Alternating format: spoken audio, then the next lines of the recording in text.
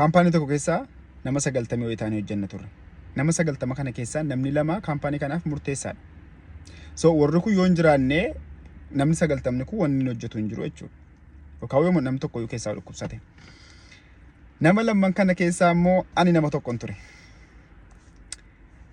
Suudaanii tokko jira. Ani fi Suudaaniin suni so waan nuti qopheessinee warra kanatti hojjanne itti kenninuyyuu hojjetu warri kun. Amma gaa gurbaa kanaa wajjin walitti buune aniif mucaan kun. Hojii wal jalaa balleessuu dandeenya. Innis itti gaafatama mataa isaa qaba. Anis itti gaafatama mataa kootiin qaba. Anis hojii isaa balleessuu hin danda'a. Innis hojii kiyya balleessuu hin danda'a. So kanaafuu walii galteen barbaachisaadha anaaf isa gidduutti. Osoo kanaan jirru wal lolle. Barumsa guddaa jireenya kan koo keessatti haga yoonaatti bultii kiyya keessatti ta'e bakka hojiitti ta'e itti fayyadame tokkoon isiniif qooduu deema. Bakka hojiitti wal lolle mucaa kanaan. So kaampaanii kana keessa gaa nama 90 wayitu jira isiniin jedheera. Kaampaaniin kun mana kenneetu hundumaaf iyyuu kilaasii tokko nama kilaasii tokko nama 4 nama 5nis kenneetu iyyuu achuma jiraatamaa jechuudha. So nummoo xiqqoo achi keessatti waan inni taanee fi nu lammanii kilaasii tokko kenname jechuudha. Bakka hojiitti wal lolle mucaa kanaan. Wal lolle nyaatas taraa hojjanna mucaa kanaa wajjinii.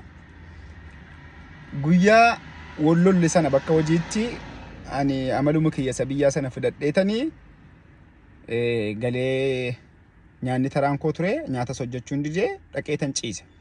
Ittinis haasa'uu hin dide. Zaakir naan jedha maal taate naan jedhe. Bakka aariitan isa sila jalqaba bakka hojiitti wal lolle sana kaasee haasa'uu jalqabeen. Na dhaggeeffadhu jedhe. Aniifatii naan jedhe. Kan wal lolle bakka hojiitti naan jedhe. Wanta wal lolle sana bakka hojiitti ammallee nuti waluma lollaa jedhe. Waan sana fiddee mana hin dhufinii jedhe. Aniifatii hiriyaadhaa jedhe. Amma kee nyaata keenya nu hojjedhu wajjii taphanna. Wajjin boqonnaa keenya fixannee gara hojii keenya deebina naan jedhe. So boqonnaadhaaf galle silumaayyoo jechuudha bakka hojiitti wal lolle. Sana booddee akkamiin jedheen. Yoo mana keessatti wal lolle naan jedhe. Yeroo bakka hojii geenyu nagaadhaan ifatii jedhe.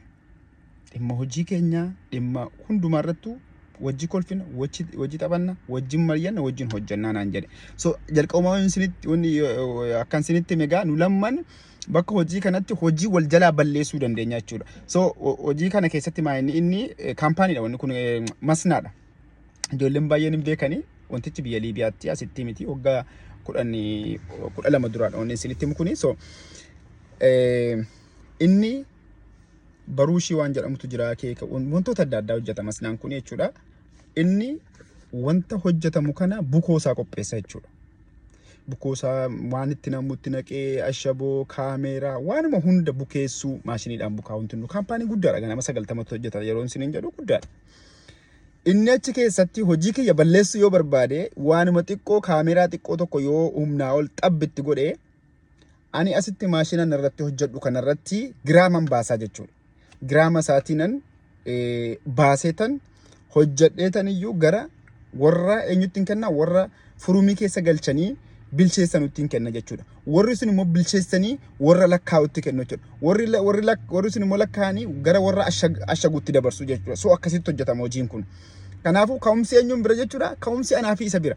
Jalqaba isa biraa kaa inni bukeessa bukoo kana naaf kenna maashinii natti gadi fida. Ani immoo maashinii dhumaanii waan kana giraama isaatiin hojjedha jechuudha. So kanaaf yoo inni kaameeraa itti xiqqootti guddise dhufee guddata abbaan dhufee hadha guddistee hojjette naan jechuu danda'a jechuudha.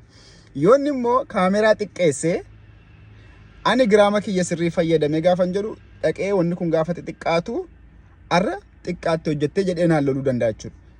Hojii kiyyarra dhiibbaa uumuu danda'a jechuudha. Anis garuu isumanni sirriitti hojjete kana gurguddisee kaameeraatti itti baay'atee jedhee hojii isaa balleessuu hin danda'a.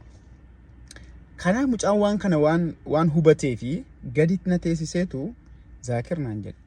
Bakka hojiitti yoo wal loltaa keenya fudhannee mana hin gallu naan jedhe. Yoo manatti wal lolles manatti nuti haga walitti araaramnutti haga dhimmi sun hiikkatutti manatti waluma lollee jirraa nifatii naan jedhe. Bakka hojii fuutee naqinii naan jedhe. Wal loltaa manatti wal lollee kana.